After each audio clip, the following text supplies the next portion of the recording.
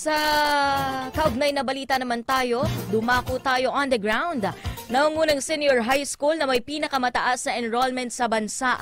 May 25 kabataan na dinala sa klinik ng paaralan. Kung bakit may live report sa Parañaque Senior High School Main, si Christopher Tirambulo. Christopher. Hindi kinailangan dalhin ang mahigit 25 mag-aaral ng Parañaque National High School Main sa klinik matapos mama ang kanilang pakiramdam. Inirereklamo ng mga estudyante na nahihilo at masakit ang kanilang tiyan. Paliwanag nila na hindi nakakain ng almusal habang ang iba ay hindi nakatulog ng maayos dahil sa pananabik na makapasok sa unang araw ng eskwela. Kaagad binigyan ng first aid ang mga estudyante na masama ang pakiramdam. Pinayuhan ni Faye Genera, medical staff ng nasabing paaralan, na ipagpaliban muna ang pagpasok sa eskwela lalo na kapag masama ang pakiramdam o kaya kumain muna ng almusal bago pumasok.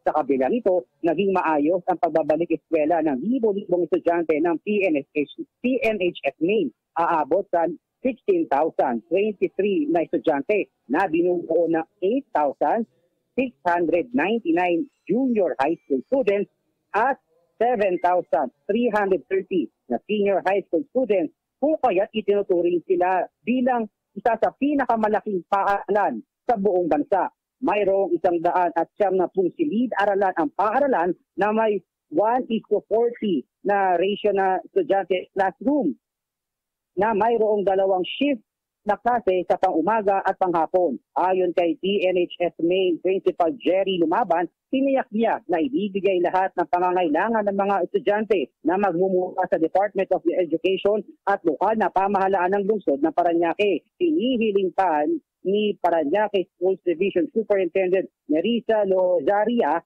na makapagtapos ang bawat estudyante na makakatulong sa pag-unlad ng bayan. Sa ngayon, nagsasagawa ng inspeksyon ang DepEd National at DepEd Parañaque sa naturang paaralan. Christopher Tirambulo, Newslight. Salamat sa detalye ng ulat, Christopher.